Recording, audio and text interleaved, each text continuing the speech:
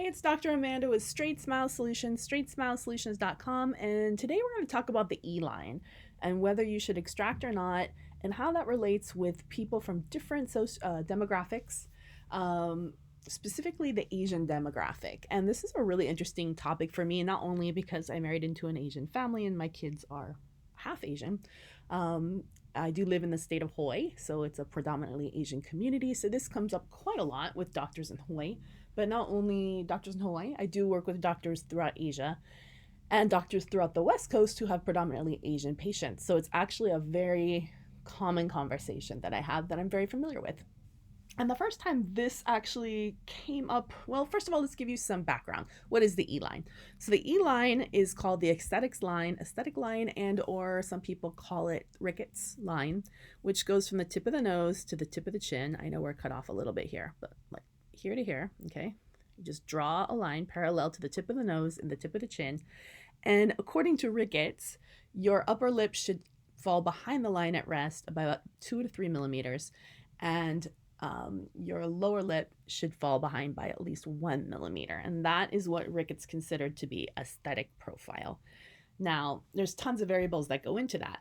Now, remember that different ethnicities have different types of faces. So, in my opinion, the ELine is more of a harmonious profile for a Caucasian face. It does not make sense for an African, I don't know if we're calling African American or someone of an African descent. It does not work. And if you treat to the ELine, which is a huge issue that I see, not only with orthodontists, but also with general dentists who are taking these courses where they're trying to treat to the ELine, there's no cookie cutter approach. There's no one size fits all approach.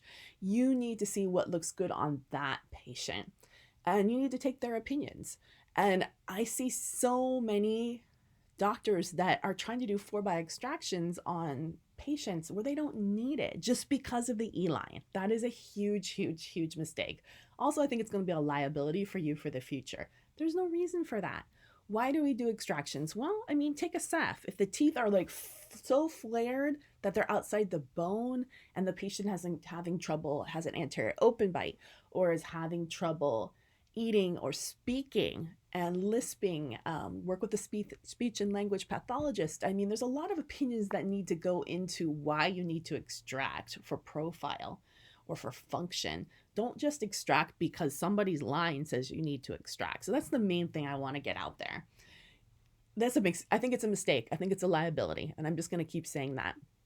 You shouldn't rush into an extraction. Extraction should be a last resort. You tried everything else.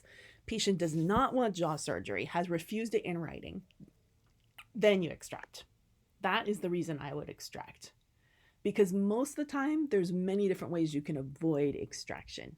Extraction should always be a last resort. Why? Because there's consequences. There are consequences in the bone. There's consequences potentially in the airway.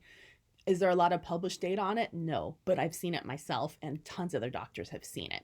We see it. We see it with our eyes. It's very obvious to see the correlation in older patients in their 50s, 60s, and 70s between OSA and 4x extractions. Sorry, but the data is there.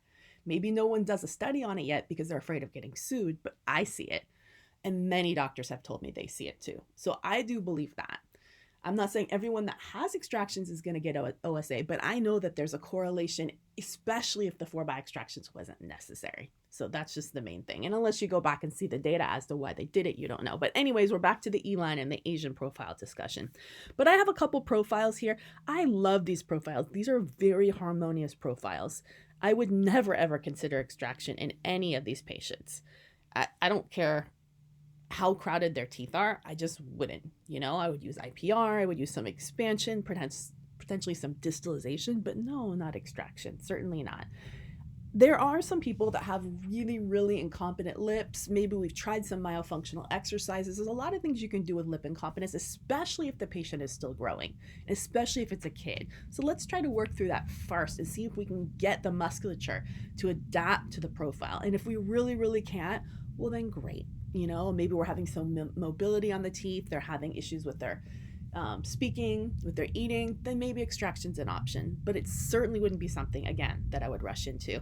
And remember that cephalometric analysis was done back in the 40s and 50s based on Caucasian profiles, so you really can't go off those standard deviations and numbers on different races that are out there. It's not going to be accurate. Don't use the data in that situation. So I wish someone would go in and redo cephs for different ethnicities, but then again, there's a lot of mixed ethnicities that are out there now. Not everyone can, and my kids included, not everyone can go into a certain bucket, you know? I mean, what if you're 30% this and 20% that? What works for you? So ultimately, let's just look at the patient's profile, look at their function, look at the way they're interacting, listen to them and see what they think. But don't just go by what the numbers say. All right, thank you.